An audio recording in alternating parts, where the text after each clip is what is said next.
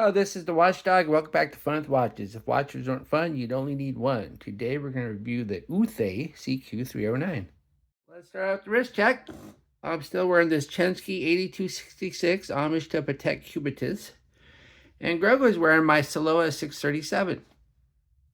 Greg said Princess Leia is upset with 3PO. She asked him if he would analyze Lando Calrissian's handwriting and forge and sign a note giving Han Solo legal ownership of the Millennium Falcon.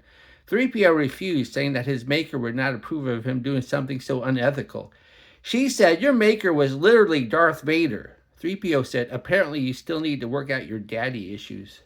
All right, let's take a look at the watch. Did not come in a box. Here it is. Just your simple Quartz Richard Mille homage.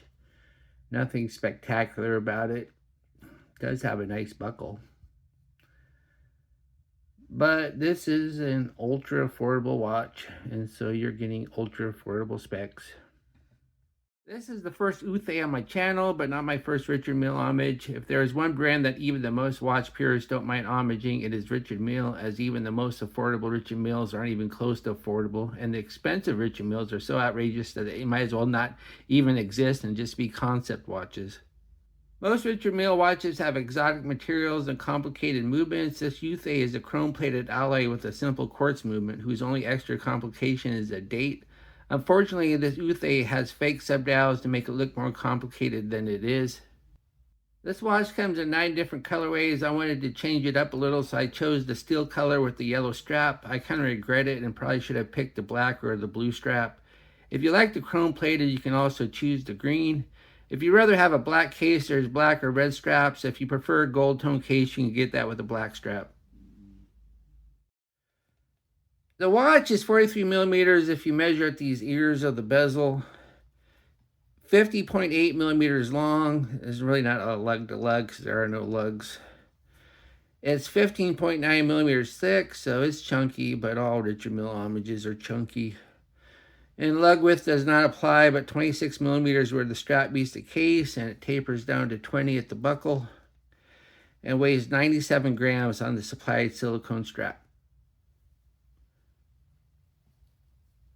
The bezel is a chrome-plated alloy, and it's brushed, but they do a pretty good job with the brushing. Doesn't look too bad. A lot of brushed chrome-plated looks horrible, but this one, they did a pretty good job with it. Then we have the dial. We have a Rehot tachymeter, which makes no sense because this is not a chronograph, but I guess it's a fake chronograph because they have fake subdials there. So they went with the tachymeter. Then we have the rest of the dial, which is kind of a fake skeleton with fake subdials, even has a fake power indicator. There's just fakery all over the place.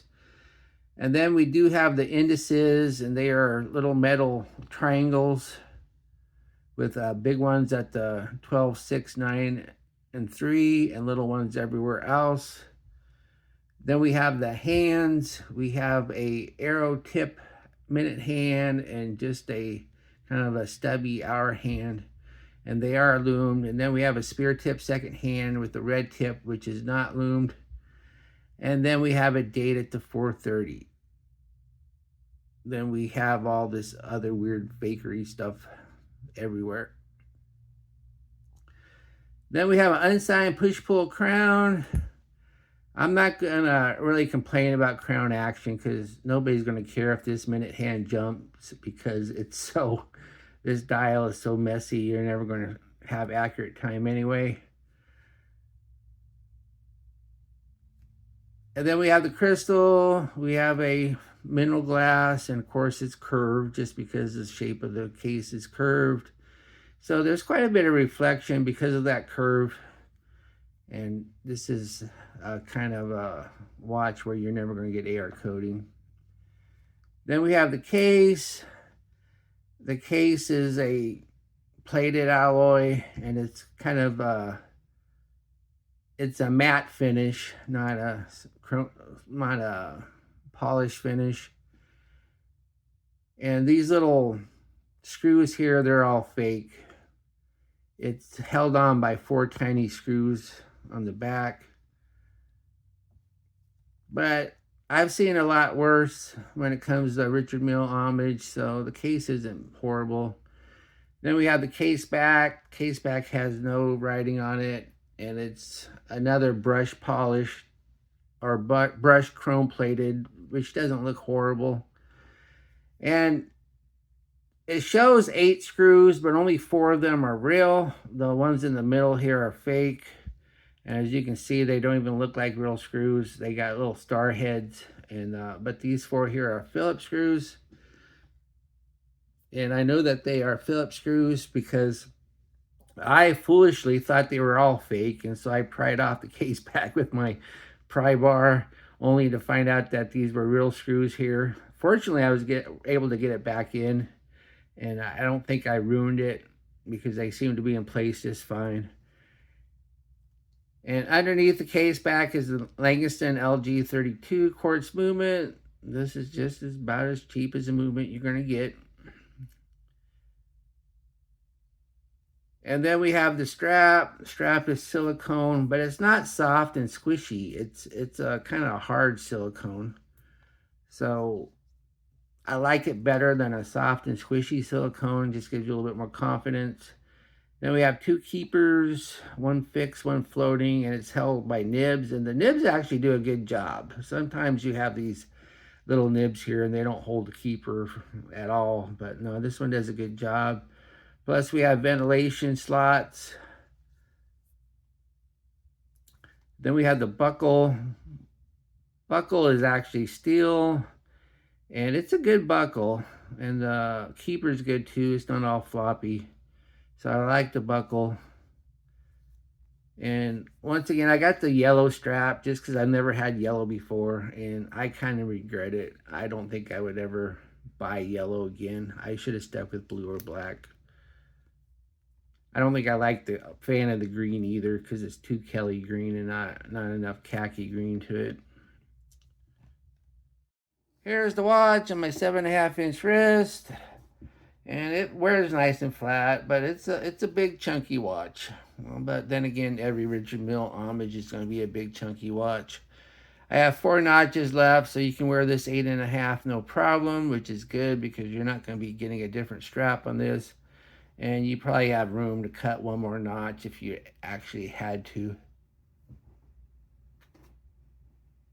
Here on the Lume room, a $14 AliExpress Richard Mille homage is not going to have good lume, but let's look at it anyway. As we ship the time, we see that only the major hands are lumed with the blue BGW9 colored glow, but even though this isn't anything spectacular, I've seen quite a bit worse.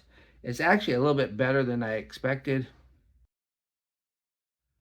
What I like about this watch? Well, it wears flat.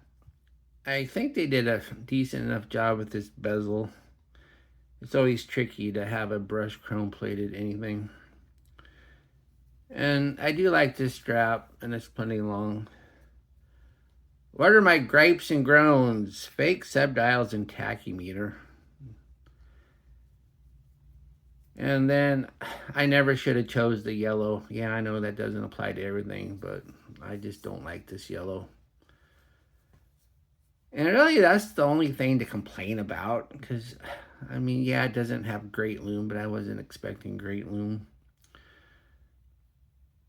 Do I recommend this watch? Well, if you want a Richard Mille looking watch and don't want to spend a lot of money and don't mind a lot of fakery all over the place, and you choose a different color other than yellow, then sure, it's okay for the money. Well, thank you for watching my review of the UTHAI CQ309, and I'll be back with another review or unboxing. Be sure and like and subscribe to my channel.